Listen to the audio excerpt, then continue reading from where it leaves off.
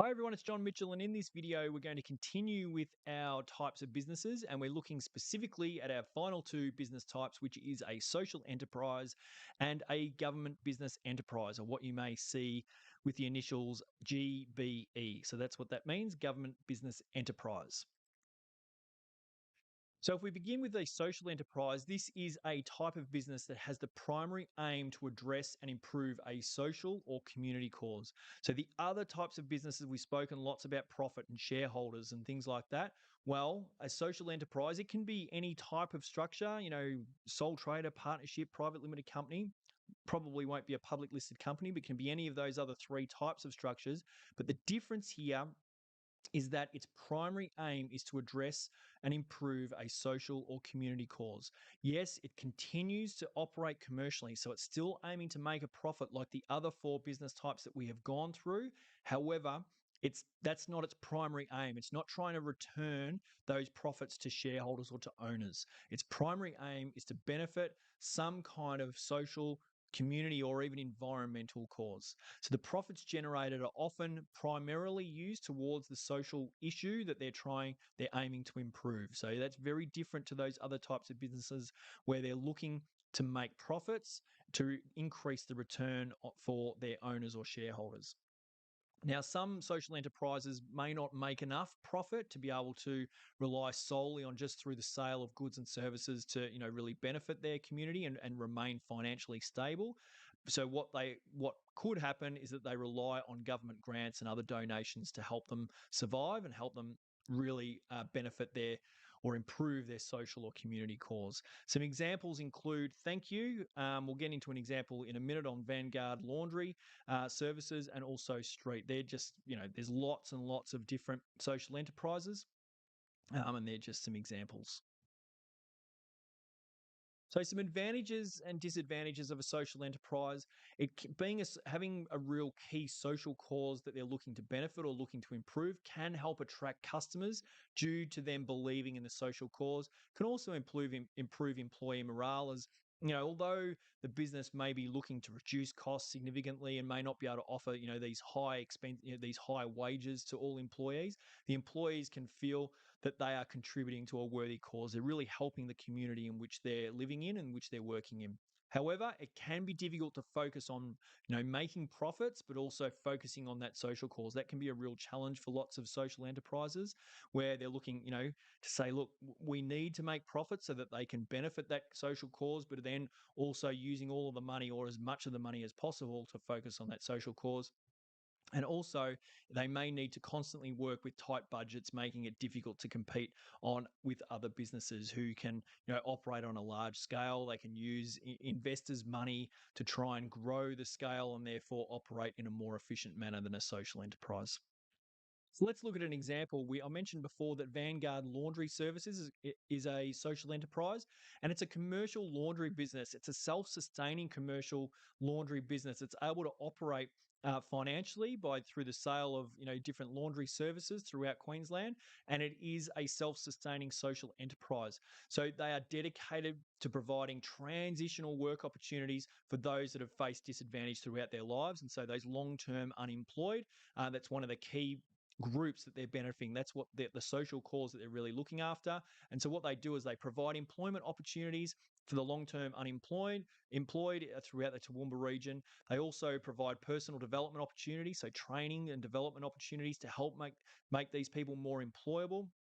They also provide access to career development planning. So they bring in people or part of their connections to provide other employment opportunities. So they're not just, working within this commercial laundry business.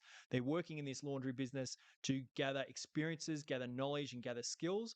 So then they can stand on their own 2 feet and go out into the workforce and be a contributing member to society. So, yeah, as you can see there, one of the great quotes: we empower personal independence through earning a fair income, reducing reliance on welfare, increasing social connection, and supporting health services programs. So you can look up Vanguard Laundry at their website, vanguardlaundry.com.au, where it's got lots of information about what they do. And so that is a social enterprise. Yes, they're making profits, but their primary aim is to benefit their cause, which is helping those transition back into work that have been long-term unemployed. Our final business type is called a government business enterprise. So it's a business that is aiming to make a profit but is owned by the government. So still operating commercially through the sale of goods and services aiming to make a profit. Also has the ability to carry out government policies because of that government ownership. Now it's controlled by a board of directors, just like a company would be. It does have these two, what we call shareholder ministers. They're just simply government ministers, whoever's in control of the portfolio in which the enterprise fits under, as well as the finance minister as the other shareholder ministers for the government business enterprises. And they provide the link between the business and the government. But other than that, they are controlled by a board of directors who run the day-to-day operations, CEO and employees, etc., who run it just like a normal company, by providing goods and services to customers, to the community, with the aim of making a profit. It's just simply that any profits that are made are returned to the government. So some of the common examples are Australia Post and NBN Co. There's not as many government business enterprises today as there once was. Many of them have been what we call privatised, which means they've been sold into the private sector. So sold to be either a private limited company or a public listed company, whereas government business enterprises are in what we call the public sector because they are owned by the government, but a commercial operation that is owned by the government. Some of the advantages, really, I mean, it's not like a business can choose, not like you can start a business and choose to be a government business enterprise.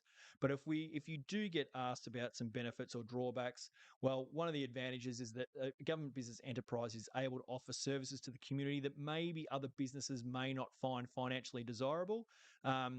And also, it can help provide competition to the market, which can benefit customers because competition can bring down prices and those types of things. Disadvantages, the objectives and funding can change as the government changes. So, the government changes its budget each year. Well, that can impact any funding that goes towards that government business enterprise. And also the objectives can change if there's a change in government at any stage. And the use of resources, although it is a business, it is still owned by the government. So the use of resources may not be as efficient as other business types, resulting in less efficiency. While they're trying to make a profit, not make a loss, it is not necessarily as cutthroat as a public listed company where there's a return for shareholders. They do have the backing by the government, so that can be one of the drawbacks. So just to recap, the last three videos, we've gone through the different business types that are listed in our study design. We've got a sole trader, which is a business owned by one person. Partnership, business owned by between 2 or more people, typically a maximum of 20. Private limited company, all of a sudden an incorporated business with a separate legal entity to the owners, owned by between 1 and 50 owners. Public listed company, again, an incorporated business that's listed on an exchange such as the Australian Securities Exchange, and their shares can be freely traded. And in this video, we went through a social enterprise, again, a commercial business that has a primary aim of addressing or improving a social, community, or environmental cause. And finally, our government business enterprise, which again is a commercial operation trying to make a profit, but it's a business that is owned by the government. So that takes us to the end of our first dot point. They won't all be 3 videos. I know this was, it's sort of a larger dot point. We need to go through the different types of businesses as well as some advantages and disadvantages of each one. But that gets us to the end of the first dot point, and I can't wait to see you on the next video. And just remember, for questions, activities, and any help in your VCE journey, then come on over to teachingbubble.com.